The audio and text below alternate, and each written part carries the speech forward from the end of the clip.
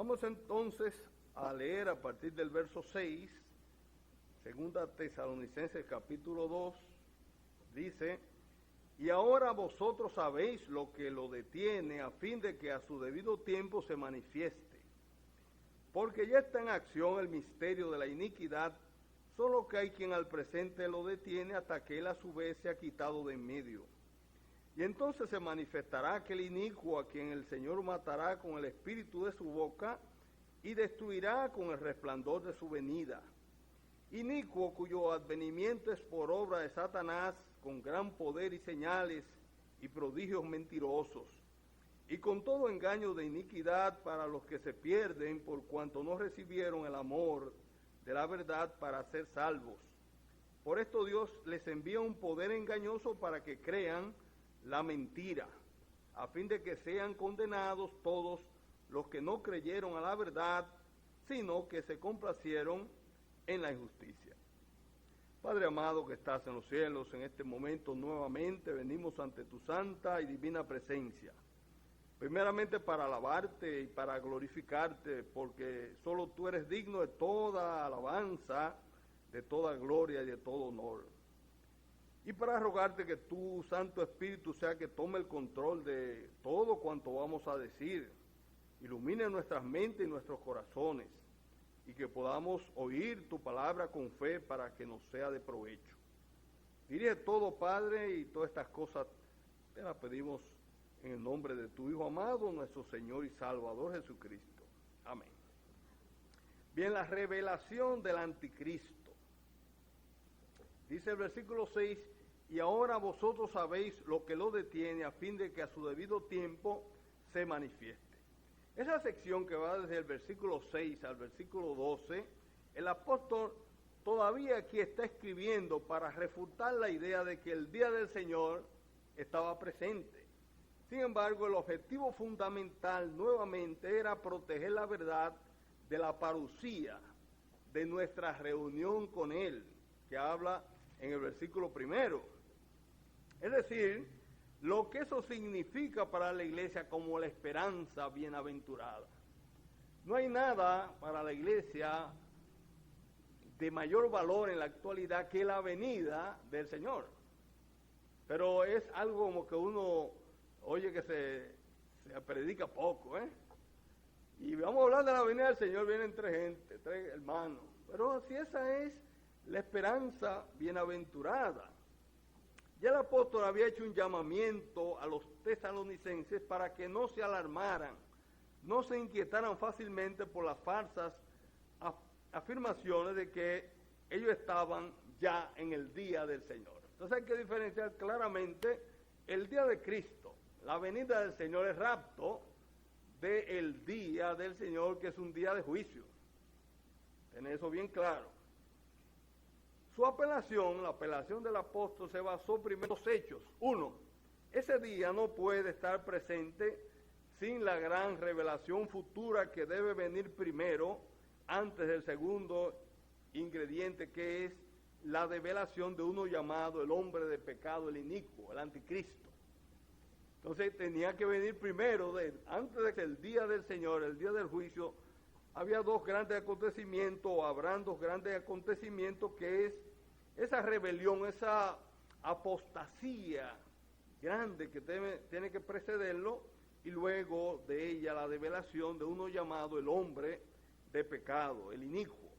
Esta rebelión, esa gran rebelión que se va a producir, no es el misterio de la iniquidad ya puesto en movimiento en los días del apóstol Pablo, sino que será aquello que proporcionará el semillero final para el descubrimiento de la presencia del hombre de maldad, del inicuo, del anticristo. Dice el versículo 7, porque ya está en acción el misterio de la iniquidad, solo que hay quien al presente lo detiene hasta que él a su vez se ha quitado de en medio. Ya está presente, decía el apóstol Pablo en ese entonces cuando escribía la carta, el misterio de la iniquidad.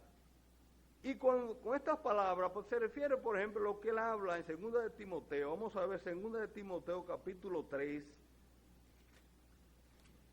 Es toda una sección que comienza en capítulo 3, versículo 2 de Timoteo 3, versículo 1, dice: también debes saber esto, que en los postreros días vendrán tiempos peligrosos.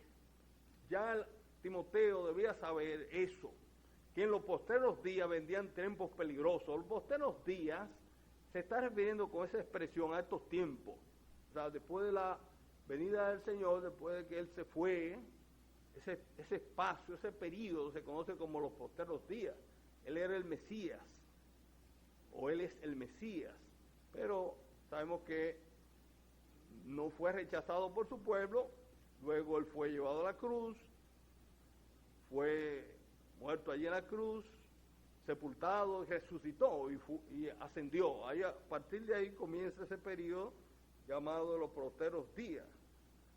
Entonces, hay una serie de características, y nosotros que estamos viviendo en los postreros de los postreros días, nosotros estamos viviendo ya en los días, podríamos llamar que finales de esos postreros días, podemos percibir más que ellos que vivieron en aquel entonces la realidad de esta situación. Dice el versículo 2, porque habrá hombres amadores de sí mismos, avaros, vanagloriosos, soberbios, blasfemos, desobedientes a los padres, ingratos, impíos, sin afecto natural, implacables, calumniadores, intemperantes, crueles, aborrecedores de lo bueno, traidores, impetuosos, infatuados, amadores de los deleites más que de Dios, que tendrán apariencia de piedad, pero negarán la eficacia de ella. O sea, hay una serie de características de esos hombres de estos últimos tiempos. Naturalmente, la que más destaca es la primera que se menciona: amadores de sí mismos. Amadores de sí mismos. Entonces ya estaba en los tiempos de Pablo el misterio de iniquidad, porque ya está en acción el misterio de la iniquidad. Pero ese misterio que ya había comenzado en los tiempos de Pablo culminará con el inicuo, con el hombre de pecado, una vez se elimine lo que lo detiene, lo que lo inmoviliza, lo que todavía no permite que él se manifieste. Un misterio, ustedes conocen en la Biblia, es una verdad no revelada previamente, pero que ahora ha sido dada a conocer. Ese misterio a lo que Pablo se está refiriendo aquí es la revelación de un clímax futuro de iniquidad que seguiría la remoción de lo que lo detiene. Este movimiento sin ley ya estaba en marcha en los días de Pablo, pero Dios estaba reteniendo hasta el tiempo señalado la manifestación plena de ese movimiento. Entonces, el Señor eliminará la influencia restrictiva, lo que lo detiene. Esta remoción es probablemente una referencia al rapto, cuando la restricción del mal por parte de Dios a través de su pueblo terminará cuando Él quite la iglesia de la tierra. Hablamos acerca de ello. Las cosas no están peores y las cosas no están buenas, ¿verdad? Pero no está mucho peor porque la iglesia está en la tierra. O sea, la iglesia es lo que lo detiene. La iglesia es ese poder restrictivo del mal, en su máxima expresión. Entonces, usted puede decir, bueno, pero somos 2 o 3, ¿eh? No. Pero por amor a 2 o 3, el Señor no permite que haya una manifestación del mal en su máxima expresión. Se ofrece el amor del Señor por lo suyo. Así que a uno no debe preocuparle tanto si la iglesia tiene mucha gente. Si cuántos son, no, donde hay 2 o 3 reunidos, dijo el Señor, en su nombre, ¿qué dijo él? Una promesa, ahí yo estoy en medio. Entonces, qué privilegio pertenecer a una iglesia local como esta, por ejemplo. Qué privilegio, porque el Señor ama tanto a su iglesia que ya sabemos que Él dio su vida por la iglesia, y por amor a la iglesia no ha ocurrido la expansión del mar a su máximo nivel. Ahora bien, llegará el momento en que Él va a quitar la iglesia. Dios quitará el Espíritu Santo de la tierra en el sentido de que Dios quitará a aquellos en quienes Él habita, o sea, la iglesia, y Él se irá con ellos. Naturalmente no abandonará por completo la tierra, porque sabemos nosotros que Dios es omnipresente. Él está trabajando hoy día en la iglesia de una manera muy particular en esta dispensación, y por eso tiene ese poder, entre otras cosas, restrictivo. Decía un hermano, Hampton Kelly, el Espíritu Santo, que es omnipresente y siempre obra en el mundo, también está presente y obra en la iglesia para lograr los propósitos de Dios. Desde el día de Pentecostés, Hechos capítulo 2, y de acuerdo con las promesas, tanto del Antiguo como del Nuevo Testamento, esta era, este periodo de tiempo se conoce como la era del Espíritu. Por ejemplo, para muchos estudiosos, lo que uno conoce como el libro de los Hechos de los Apóstoles debe más bien ser conocido como los Hechos del Espíritu Santo, porque el Espíritu Santo es el protagonista de todo cuanto allí ocurre. Todo cuanto uno lee en los Hechos es producto de la dirección del Espíritu Santo. Cuando todo, por ejemplo, Israel ha estado hablando de todo ese naufragio que ocurrió en el trayecto, cuando Pablo era llevado prisionero a Roma, todo eso era obra del Espíritu Santo. Pablo era un instrumento en manos del Espíritu para en un momento determinado señalar qué hacer. Pero él por sí mismo no tenía la capacidad, aunque era el gran apóstol. Él tenía el poder y la capacidad siempre y cuando fuera un instrumento en las manos del Espíritu Santo.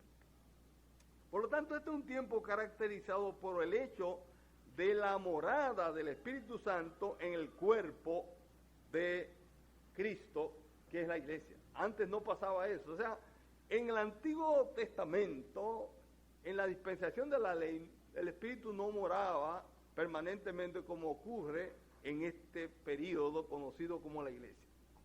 Por ejemplo, vamos a ver algunos pasajes. Juan capítulo 14, versículos 16 y 17.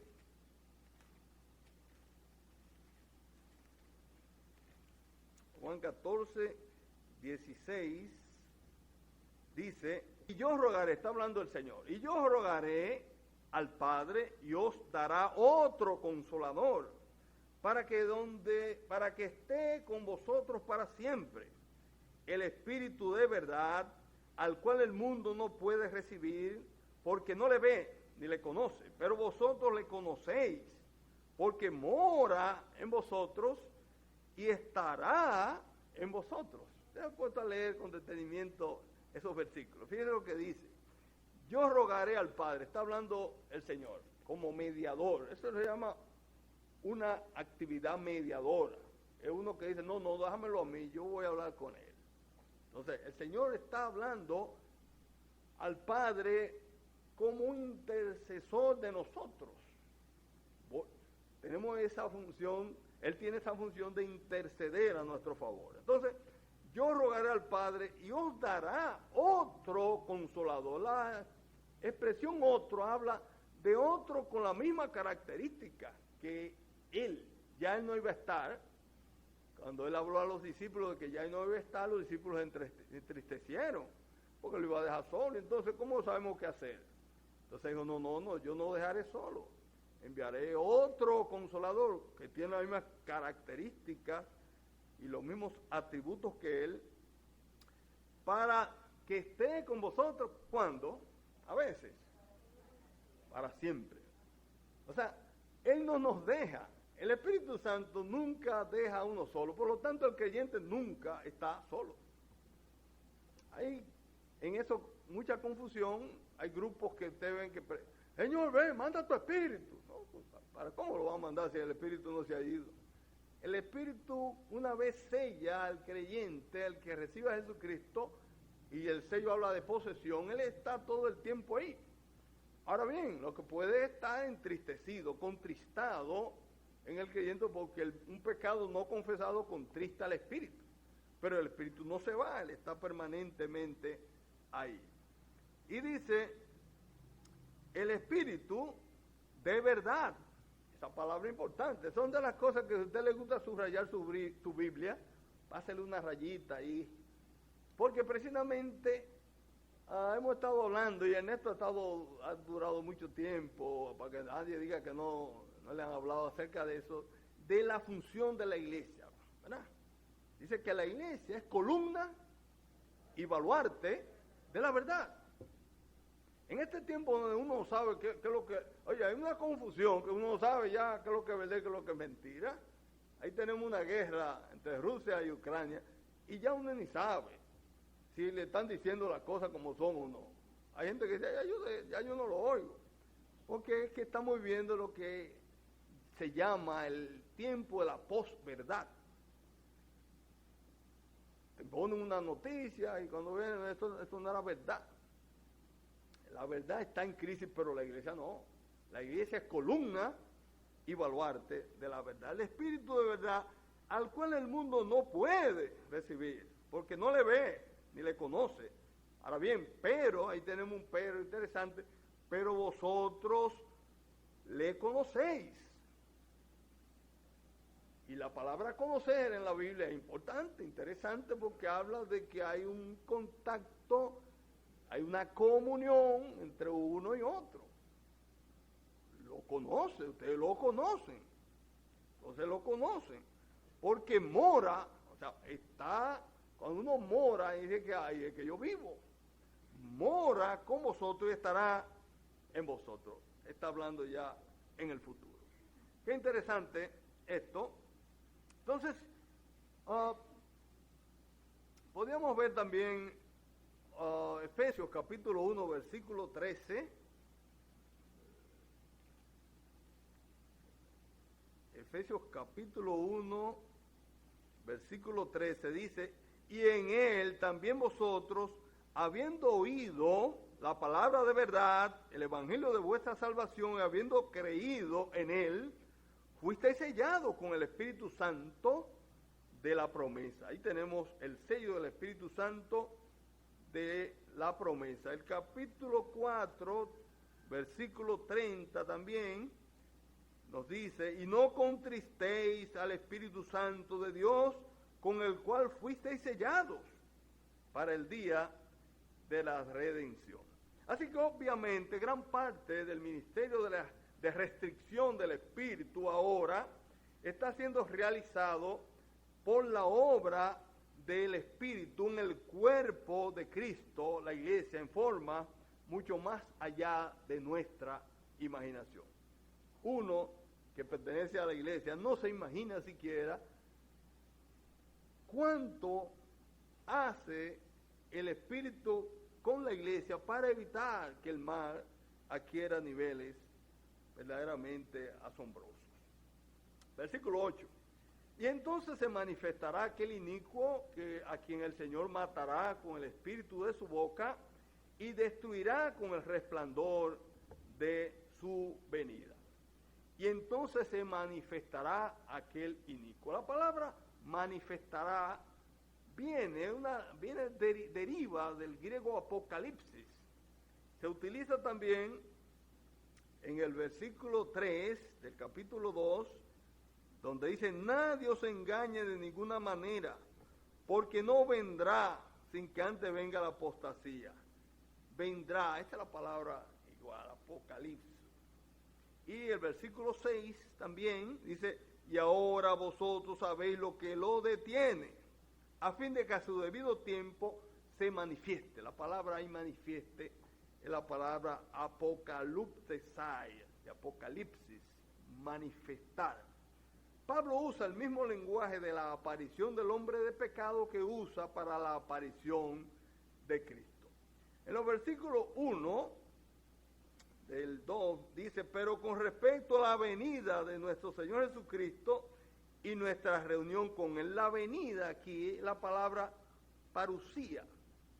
Y en el versículo 8 dice, y entonces se manifestará aquel inicuo a quien el Señor matará con el espíritu de su boca y destruirá con el resplandor de su venida. Venida ahí también es la palabra parucía. Fíjense cómo utiliza términos similares para referirse tanto al Señor como a ese inicuo, al anticristo, de manera similar.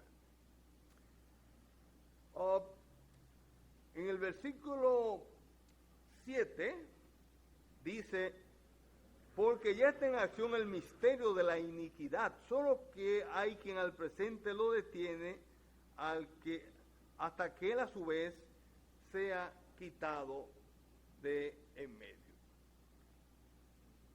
Ya estuvimos hablando acerca de ese poder que restringe la manifestación del hombre de pecado.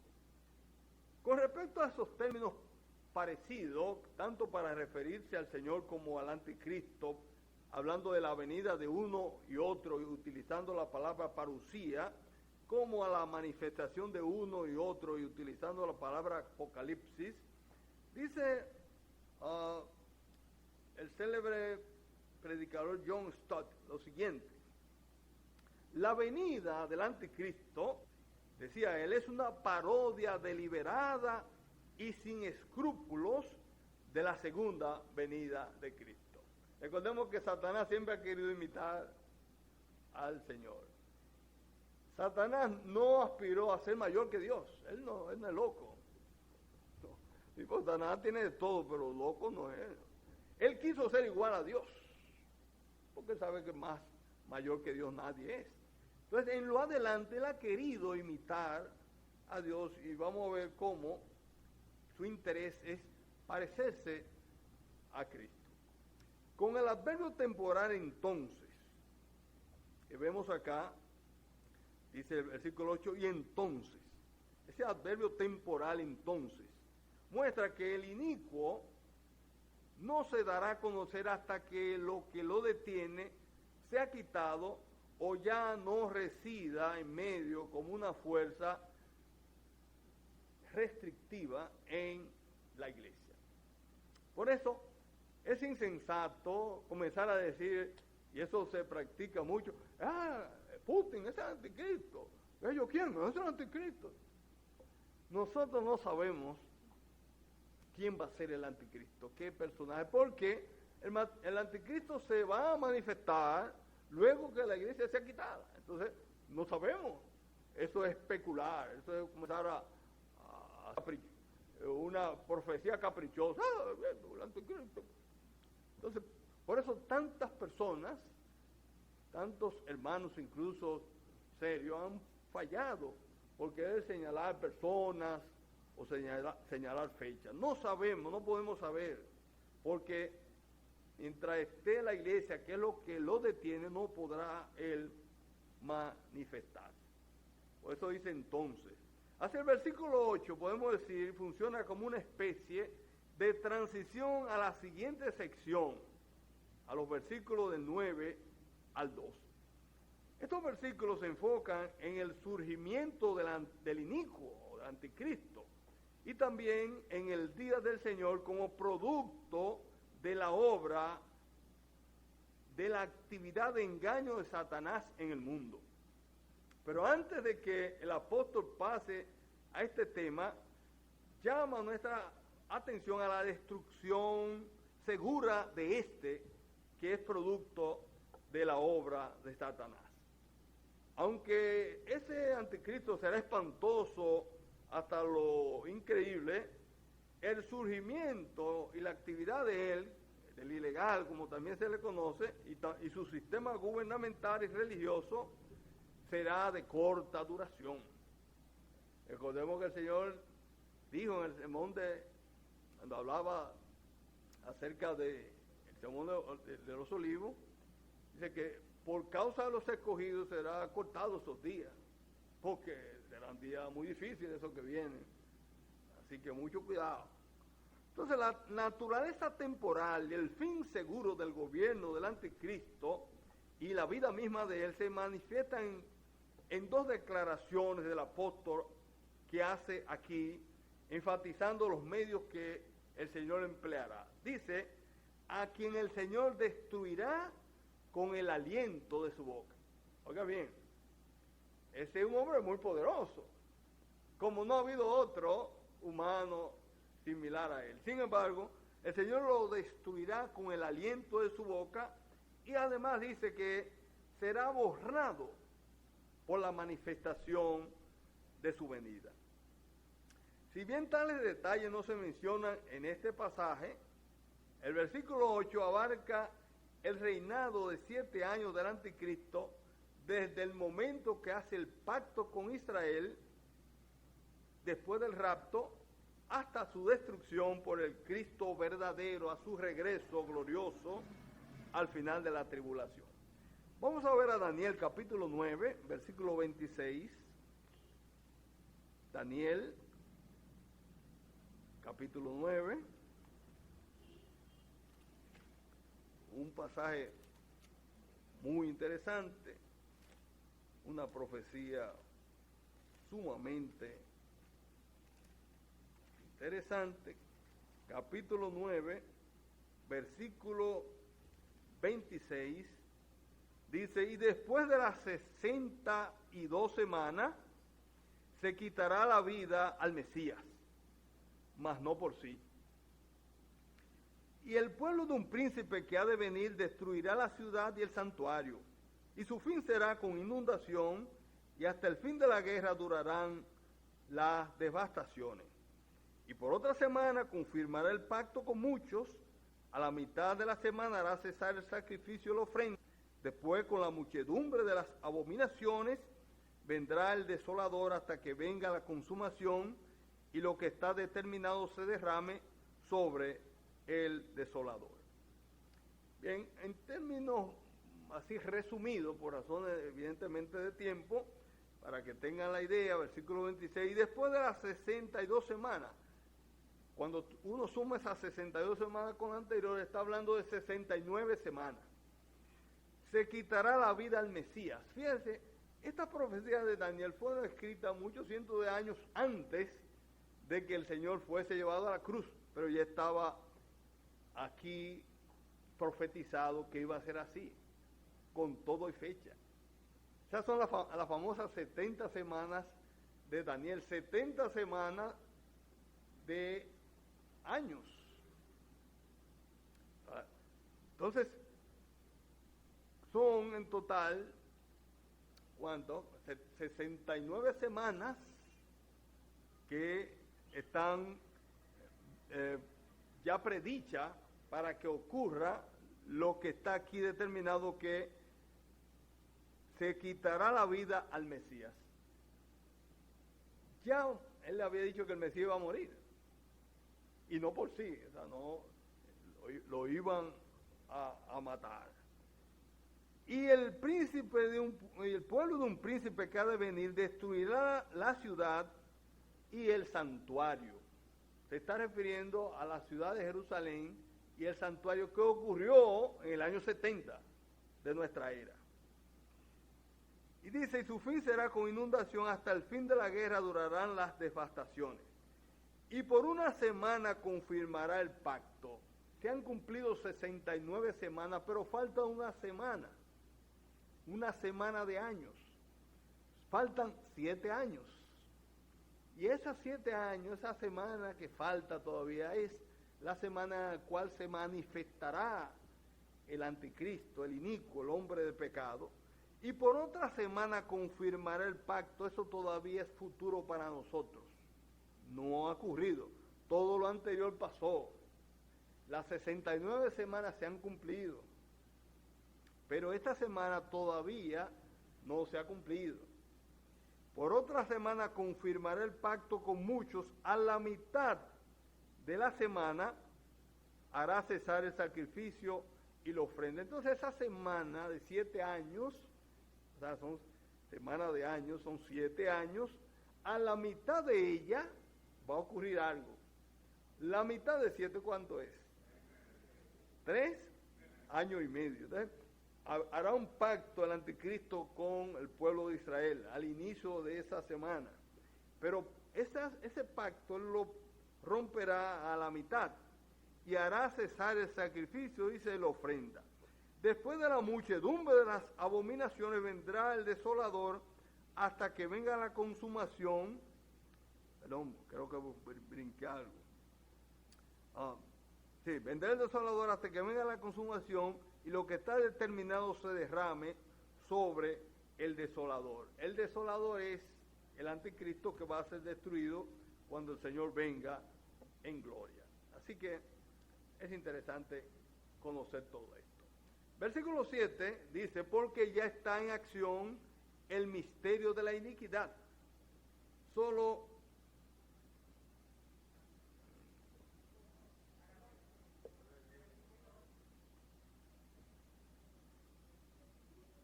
no se apuren que llegamos. Dice, entonces se revelará ese malvado. Obviamente el énfasis está en la palabra entonces. O sea, justo cuando se haga a un lado el poder que lo detiene, el poder que lo obstaculiza, entonces se revelará la consumación total del mal. Claramente la palabra revelado, se revelará, denota que el hombre de pecado ha sido escondido, no revelado todavía por lo que él es. Todavía, mientras está la iglesia, ese poder restrictivo no se puede revelar. Durante 3 años, cuando él haga el pacto con Israel, durante 3 años engañará y arrastrará a muchos. Pero cuando llegue el momento de su desenmascaramiento, entonces la verdad saldrá a la luz y esta persona será conocida por lo que realmente él es, un instrumento y el agente principal de Satanás aquí en la tierra. Pablo cubre el tiempo intermedio y nos lleva a la condenación del anticristo. El Señor Jesucristo lo consumirá. La palabra denota quitar de en medio. Pablo declara cuán decisiva será esa remoción. Dice que él lo va a destruir con el espíritu de su boca. Esto se amplifica para nosotros en Isaías capítulo 11, versículo 4. Vamos a ver Isaías capítulo 11, versículo 4, acerca de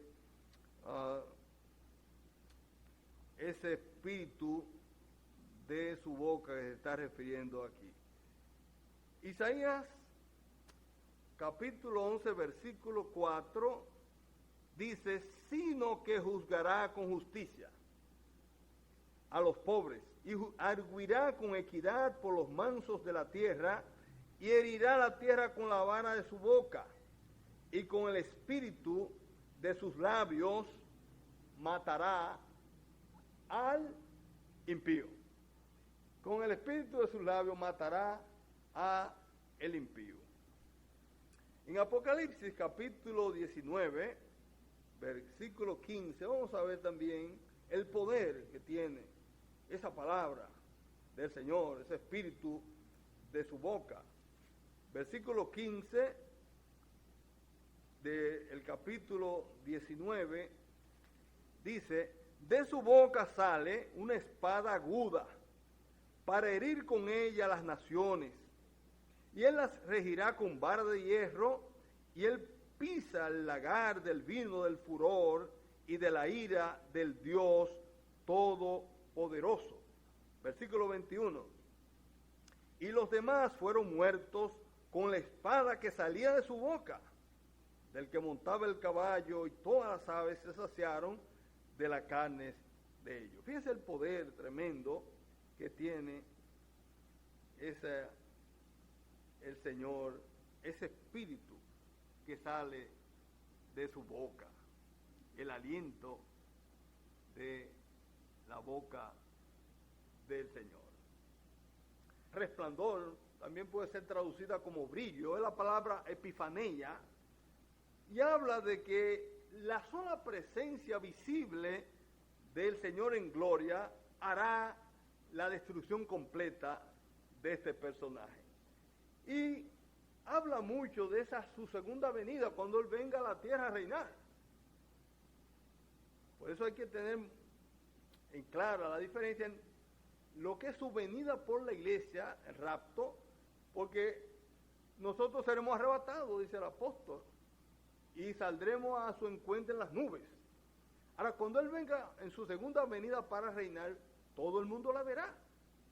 Y entonces ahí ocurrirá que su presencia, solamente el brillo, el resplandor de su presencia, destruirá a el anticristo.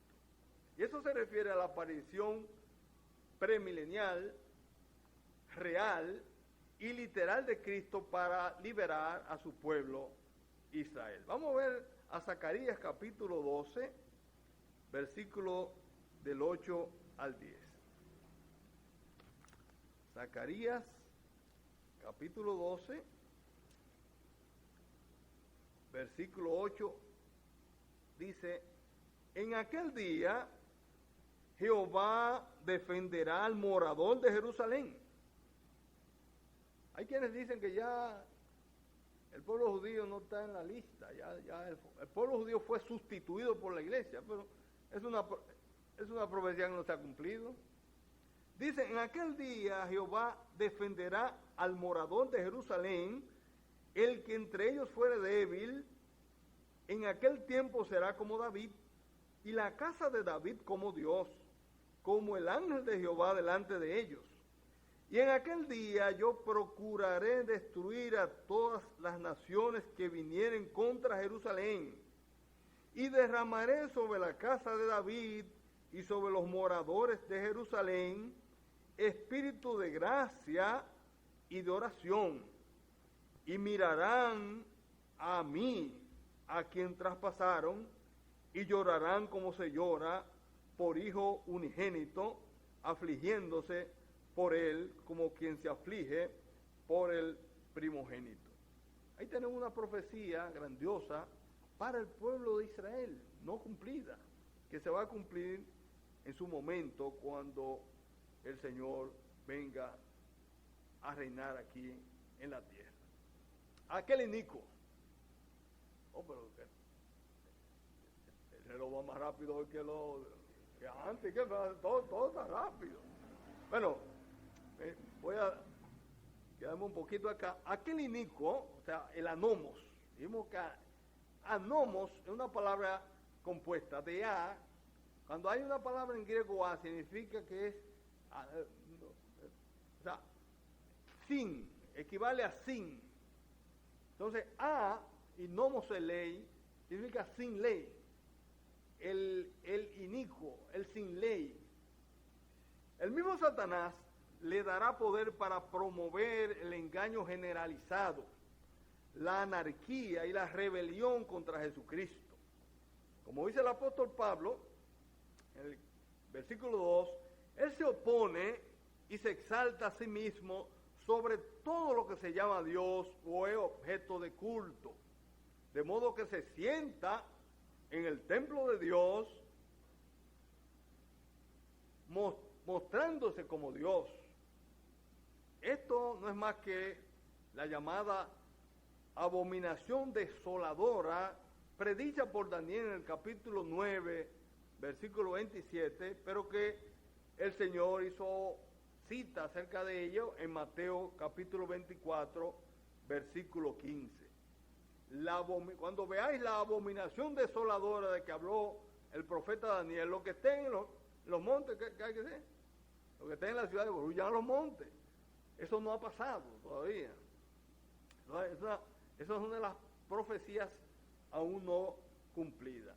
Entonces aquel inicuo será muerto por el espíritu de su boca, el aliento de su boca.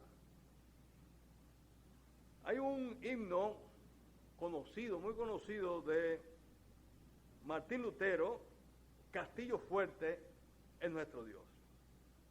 Originalmente hay una frase que dice: una pequeña palabra puede derribarlo.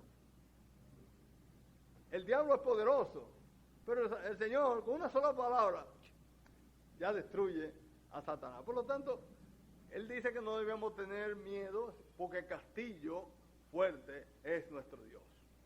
Ante el miedo, acudamos al Señor. Hay momentos de mucho miedo. Estuvimos pasando por una pandemia y el miedo nos atropó.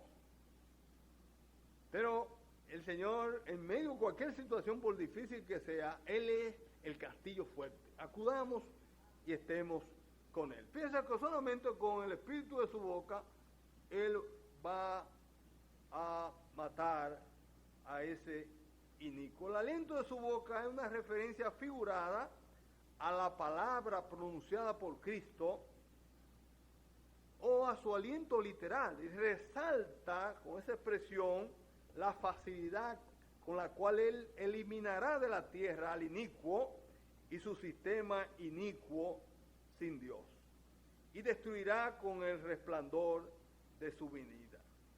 Destruirá, habla de dejar inactivo, dejar sin efecto. La acción contra el inicuo será anulada, traída a la nada, será hecha ineficaz, impotente. La idea aquí es que el poder, la presencia y el gobierno del inicuo terminarán y se volverán impotentes en lo que respecta al mundo. Su destino final, como sabemos, es el lago de fuego. Así que tenemos toda la de ganar, no tenemos que tener miedo, porque Él está de nuestra parte. Los medios utilizados, vemos que es la epifanía, el esplendor, el brillo de su venida. Esa misma manifestación y esplendor de que nos habla Tito, capítulo 2, versículo 13, cuando dice aguardando, refiriéndose a la iglesia, a nosotros, estamos aguardando la esperanza bienaventurada y la manifestación gloriosa de nuestro gran Dios y Salvador Jesucristo. Eso es lo que estamos nosotros como miembros de la iglesia esperando. Estamos anhelando la presencia del Salvador para que finalmente el anticristo sea hecho impotente y finalmente sea derrotado. Bien, me pasé del tiempo, así que continuaremos, si es la voluntad del Señor, en días después.